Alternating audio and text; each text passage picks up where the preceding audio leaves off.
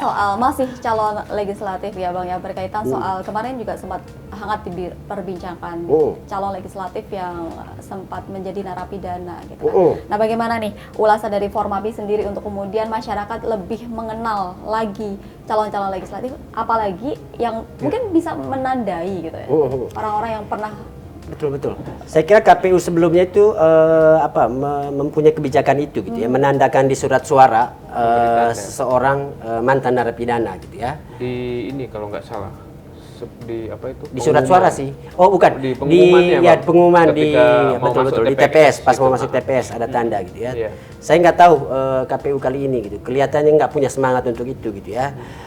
Karena misalnya bagaimana bisa mereka merubah aturan yang sudah berlaku di pemilu 2019 dan nggak ada soal gitu tentang mantan narapidana gitu ya. Mereka mengutak-atik itu sehingga bagi mereka yang kemudian diputuskan oleh pengadilan hak politiknya dicabut 2 tahun ya, padahal dia baru keluar penjara gitu ya, dia sudah boleh mencalonkan diri gitu. Padahal kan ada aturan juga mantan narapidana korupsi itu mesti jeda 5 tahun dulu. Jeda 5 tahun ya. Tapi kalau pengadilan misalnya putuskan hak politiknya cuma dicabut 2 tahun. Walaupun ada jeda 5 tahun itu, karena hak politiknya cuma 2 tahun, dia boleh jadi caleg. Itu aturan ini bikin KPU sekarang. Itu mendegradasi aturan yang sudah cukup baik di pemilu sebelumnya. Tapi, kenapa kemudian kita selalu bilang KPU itu mungkin tidak ada salahnya kalau bicara soal kepatuhan dia pada aturan undang-undang ya. gitu ya. Tapi mau yang ngapain sih kalau cuman mau patuh pada aturan saja? Kenapa kita nggak pilih robot-robot saja untuk jadi penyelenggara gitu ya, yang bisa kemudian diperintahkan untuk ikut aturan undang-undang?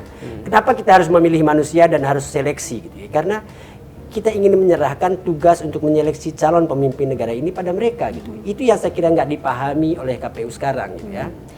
Jadi semuanya kemudian di refer ke bagaimana kata aturan.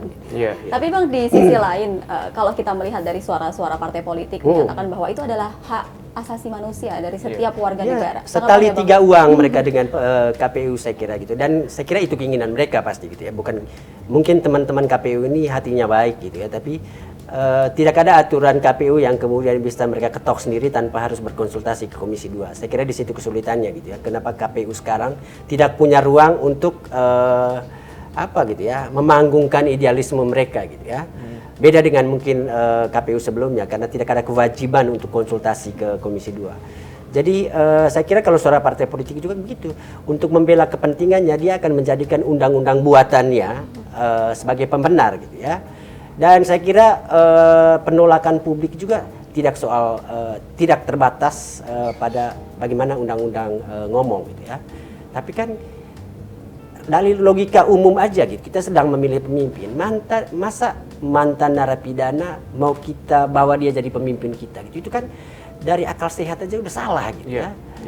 Jadi mestinya akal sehat itu yang kemudian dipikirkan oleh pembuat kebijakan. Bagaimana akal sehat ini diterjemahkan ke aturan gitu.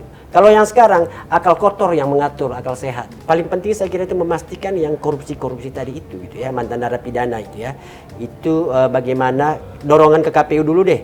Bagaimana KPU bisa memastikan ada tanda khusus gitu ya, untuk memastikan rakyat tahu gitu ya, pemilih tahu gitu orang-orang ini. Dan kita mesti menambahkan kalau sudah tahu ada tanda khusus, jangan dipilih gitu ya. Rakyat juga terlalu suka kasihan ini sama politisi ini ya. Karena misalnya dijual sama mantan napi koruptor itu bahwa dia korban kriminalisasi gitu. Lalu kemudian merasa bahwa uang yang dicuri itu ya korban kriminalisasi juga gitu ya. Karena kita misalnya melihat ada mantan napi koruptor yang kembali dari pengasingannya di penjara tiba-tiba disambut bak dewa oleh pendukungnya. Itu kan akal sehat rusak gitu ya. Bagaimana bisa orang yang sudah dibuktikan pengadilan melakukan korupsi, terlepas bahwa prosesnya itu ada unsur politiknya gitu ya. Tapi kan terbukti di pengadilan bahwa ada uang ilegal yang mengalir ke orang itu. Sepeser pun mestinya itu sudah jadi soal gitu ya. Tapi kemudian ketika itu disambut bak pemimpin, saya kira ada yang salah gitu dengan akal kita. Kenapa kemudian penting sekali saya kira kesadaran pemilih, kesadaran publik itu yang harus dibangun gitu ya. Publik jangan lupa ya Bang, ketika karena besok kan pemilu serentak kan, Betul. milih DPR, DPRD, provinsi. Jadi sebenarnya pekerjaan pemilih berat, ya kan, milih presiden, artinya milih Sekali masuk presiden, bilik harus ya kan, menentukan milih beberapa presiden, pilihan. nanti gitu ya. DPR-nya dilupain nih.